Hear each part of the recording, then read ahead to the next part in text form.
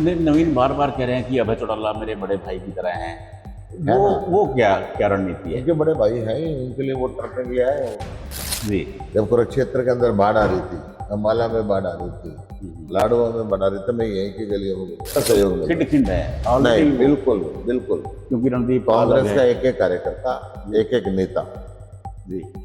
पूरी मेहनत के साथ दिल से मेरी मदद कर, तो इस बार आने के देखिए, बाद एक समाज के दो कैंडिडेट हैं आमने सामने। उससे फर्क नहीं पड़ता। समाज के काफी लोगों ने उनसे पूछा था, जी। ही रिफ्यूज कि मैं कोई चुनाव नहीं लड़ूंगा। नरेंद्र मोदी की आंखों में आंखें डाल के फिर वही दहाड़ शुरू हुई। महाभारत की धरती कुरुक्षेत्र एक बार फिर रण का मैदान बनी है। जमकर शब्द बाण छोड़े जा रहे हैं। कौन पांडव है, कौन कौरव, यह तो चुनाव परिणाम के बाद ही पता चलेगा। लेकिन जिस तरह से रण हो रहा है उसने महाभारत की याद दिलवा दी है।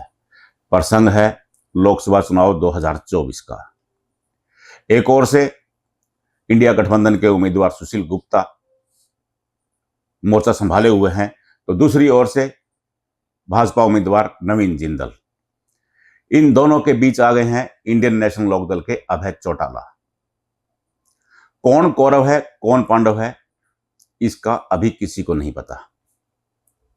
लेकिन चालें भगवान कृष्ण की तरह चली जा रही हैं, और ये चालें कौन चल रहा है और ये कितनी सफल होंगी, यह भी चुनाव परिणाम ही बताएगा। चुनावी रणनीति पर, चुनावी बयानबाजी पर व चुनावी जोर आजमाइश पर आज हम चर्चा करेंगे इंडिया गठबंधन के उम्मीदवार सुशील गुप्ता से। तो ये कैसे चल रहा है इलेक्शन, कैसे लग रहा है? बहुत पहली बार बढ़िया मैदान लग में रहा है, शानदार लग रहा है। लोगों का बहुत प्यार मिल रहा है। लोग बड़ी मेहनत के साथ मीटिंग ऑर्गेनाइज कराते हैं, पूरा पूरा गांव इकट्ठा होता है। जी। अच्छा लग रहा है। नहीं, नवीन के आने का आपको आभास था कि नवीन जिंदल मैदान में आएंगे, क्योंकि ये तो छोड़ गए थे पिछली बार।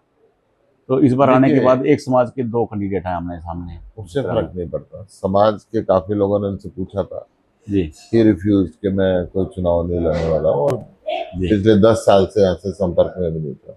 जी। अब वो तो क्या हालात हुई हैं तो ही नो बेटर।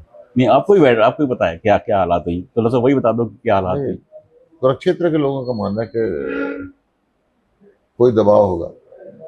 नवीन बार बार कह रहे हैं कि अभय चौटाला मेरे बड़े भाई की तरह हैं। है वो ना। वो क्या क्या रणनीति है? उनके बड़े भाई हैं ही, उनके लिए वोट करने के लिए आए हैं वो। जी। ये तो बड़ी स्पष्ट है, वो भी कह रहे हैं, वो भी कह रहे हैं। अच्छा अच्छा। जी। नहीं, अब आप पहली बार कुरुक्षेत्र आए, पहली बार मैदान में आए, अब तक आप राज्यसभा में थे, तो कैसा? देखिए, मैं हरियाणा का अध्यक्ष था। जी। जब कुरुक्षेत्र के अंदर बाढ़ आ रही थी, अम्बाला में बाढ़ आ रही थी, लाडवा में बाढ़ आ रही थी, मैं यहीं की गलियों में घूम रहा था। अच्छा। इतने इतने पानी के अंदर घूम रहा था।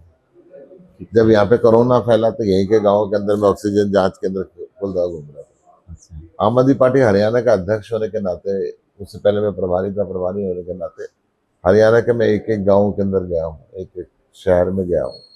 और कुरुक्षेत्र में 18 मंजिल का हम एक मंदिर बना रहे हैं, मैं उसका चेयरमैन हूँ। 10 साल से यहाँ पे जो संस्था है, मैं उनका चेयरमैन हूँ।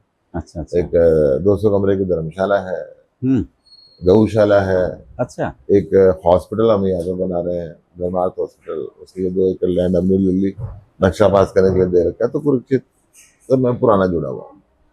आपका कांग्रेस से गठबंधन हुआ, एक सीट आम आदमी पार्टी के पाले में गई, इंडिया गठबंधन का हिस्सा बने, कुछ सहयोग मिल रहा है कांग्रेस का? क्योंकि पूरा सहयोग मिल रहा खिंड खिंड है है। ऑलरेडी। नहीं, बिल्कुल नहीं, बिल्कुल नहीं। क्योंकि रणदीप कांग्रेस का एक एक कार्यकर्ता, एक एक नेता जी पूरी मेहनत के साथ दिल से मेरी मदद कर रहा है।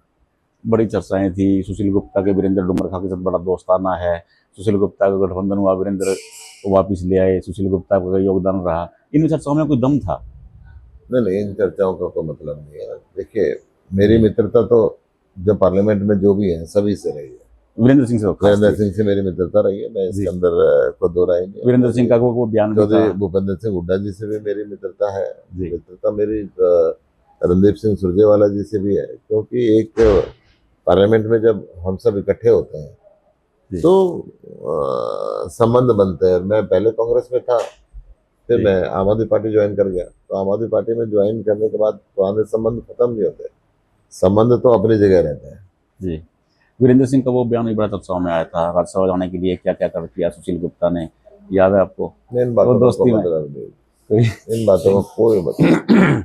चलो अभय चौटाला का बताओ, बार बार किसान नेता उनको समर्थन कर रहे हैं, ये बार बार कल चुनाव ने भी समर्थन का ऐलान किया, देखिए प्रभावित हो रहा ये है। सिर्फ और सिर्फ हम्म, इनकी जमानत जब्त होने वाली है। जी। ये बीजेपी का फायदा पहुंचाने के लिए यहाँ पे आए हैं। बीजेपी की बी टीम है। जब रादौर में जिला परिषद का चेयरमैन का चुनाव हुआ तो अभय चौटाला ने बीजेपी को वोट दिलाई, उनका चेयरमैन बनाया। जी। जब राज्यसभा में कुछ महीने पहले कार्तिक शर्मा कार्तिक शर्मा के लिए वोट दिया। बीजेपी का गया तो उसके लिए उन्होंने अभय चौटाला ने वोट दी। जब राष्ट्रपति का चुनाव हुआ तो बीजेपी के कैंडिडेट को दी। तो ये तो ड्रामेबाजी है। इनको कोई वोट, एक वोट भी जाएगी तो बीजेपी के खाते में जाती है, चाहे वो दुष्यंत चौटाला जी की हो और चाहे वो अभय चौटाला जी की हो। आपको एहसास था कि अभय बीच में आएंगे कुछ तरह में, क्योंकि पिछला चुनाव उनके बेटे ने लड़ा था, तो लग रहा था कि अभय बीच में आ सकते हैं या नहीं? देखिए ये तो लोकतंत्र है जी। और वो क्षेत्रीय पार्टी है, क्यों नहीं आना चाहिए? आना चाहिए, सबको अच्छा। चुनाव लड़ने का हक है। अब केजरीवाल जी कहते हैं, केजरीवाल जी अंदर हैं, कितना नुकसान हो रहा है उसके कारण आपको? आपके स्टार प्रचारक केजरीवाल थे, जी संयोजक थे। को अंदर करके ये बीजेपी ने अपने ताबूत में आखिरी कील ठुकवाई है। जी। केजरीवाल जी के शरीर को तो गिरफ्तार कर लिया, उनकी सोच को कैसे गिरफ्तार करेंगे? एक केजरीवाल गिरफ्तार किया, लाखों केजरीवाल पूरे हिंदुस्तान के अंदर घूम रहे हैं कि ये तो तानाशाही की तरफ चल पड़े। हिंदुस्तान में आज से पहले किसी मुख्यमंत्री को गिरफ्तार नहीं किया गया। चुने हुए 3 बार चुने हुए मुख्यमंत्री को एक फर्जी केस में जिसमें 1 रुपया नहीं मिला, चुनाव के बीच में तुमने ठाके अंदर कर दिया। मतलब आप तो चुनाव को प्रभावित करना चाहते हैं। आपने एक नहीं 2 मुख्यमंत्री अंदर कर दिए, आपने कांग्रेस पार्टी के अकाउंट सील कर दिए। तो ये तो सीधा सीधा लोकतंत्र को खत्म करना चाहते हैं। अब केजरीवाल जी की जमानत हो रही है, शायद लगता है कि वो हो जाएगी, क्योंकि सुप्रीम कोर्ट ने भी की जो बोला है, बड़ा wording है, स्पष्ट जिस तरह बोला की है कि चुनाव के बीच के अंदर ये बहुत ही गलत बात है। सुप्रीम कोर्ट ने ये भी पूछा है कि क्या शर्तें होनी चाहिए जमानत की, तो उम्मीद की जा रही है कि जमानत हो जाएगी। पूरी उम्मीद है हमें कि कल हाँ, वो कल ही है। शेर बाहर आएगा और नरेंद्र मोदी की आंखों में आंखें डाल के फिर वही दहाड़ शुरू होगी। ठीक है, शुक्रिया सुनील जी।